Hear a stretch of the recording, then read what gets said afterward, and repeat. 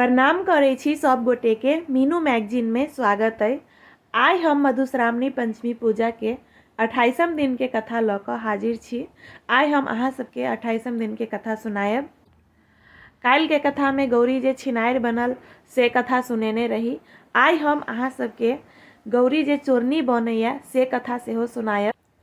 आइ के कथा में गौरी चोरनी बनथिन। आब गौरी के चोरनी केना बनै छै सेहो जानऽ के हुनका शौक भ गेलनि। गौरिये आ महादेव ई सब लीला केने छथिन। गौरियो चोरनी बनल छथिन। ताहि लेल अखनो आब कलयुग में सब रंग के लोक अइ, चोरनी अइ, छिनार अइ, डाइन अइ, सधुआइन अइ, सब रंग के से लोक अइ अखनो कलयुग में। कलयुगे के लेल गौरी आ महादेव ई सब लीला केने छथिन। एके रंग के लोक के रहला से संसार कोना चलतै। तैं कहलखिन गौरी आ महादेव जे सब रंग के लोक रहतै तहने नहीं संसार चलतै। एके रंग के जे रहतै त केओ ककरो मोजरे नहीं देतै। सब कहतै हम सबके बराबरे छी। केओ ऊँच रहतै, केओ नीच रहतै, केओ नीक रहतै, केओ बेजाय रहतै। सब रंग के जे लोक रहतै तहने ई संसार से चलतै। ताहि लेल से गौरी आ महादेव एते लीला सब केने छथिन। तो चलू आब कथा शुरू करै छी। कथा सुनल जाओ।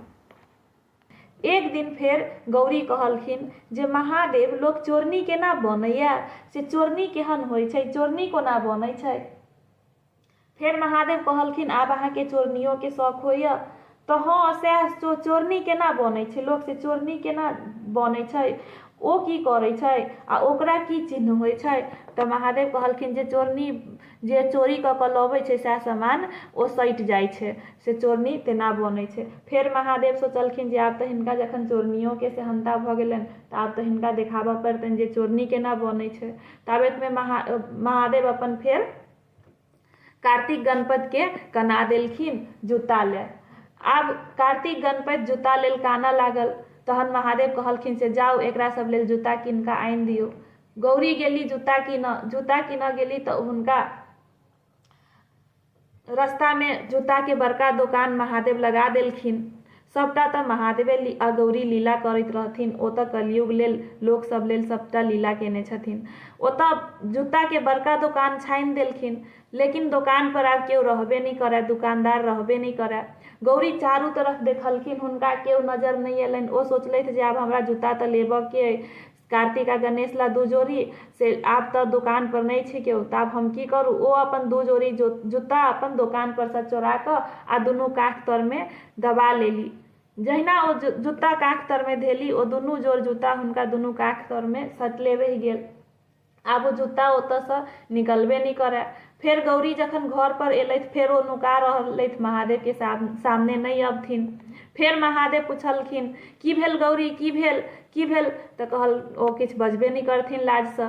फेर पूछलखिन की भेल, सामने आउ देखाउ तऽ, कहू तऽ की भेल।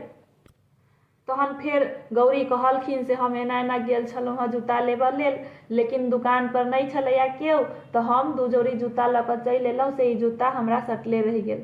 तहन महादेव कहलखिन जे आब बुझलियै चोरनी केहन होइ छै आ चोरनी के की निशान होइ छै, जे चोरनी के की सजाय भेटै छै। तऽ जे चोरी करै छै तकरा इएह होइ छै जे ओकरा ओ चीज सटले रहि जाइ छै, से ई चोरनी के चिन्ह भेलै। नहीं महादेव एना नहीं करियौ, से कलयुग में जे केओ चोरनी रहतै या किछु चोरी करतै आ ओ जे पकड़ा जेतै, ओकरा जे ई चिन्ह भऽ जेतै आ सटले रहि जेतै तऽ लोक सब तऽ ओकरा जीवऽ नहीं देतै, से माइरे देतै। तऽ ई कह दियौ जे चोरियो जे केओ करै तऽ चोरनियो को कोनो चिन्ह नहीं होय, से तेहन कह दियौ।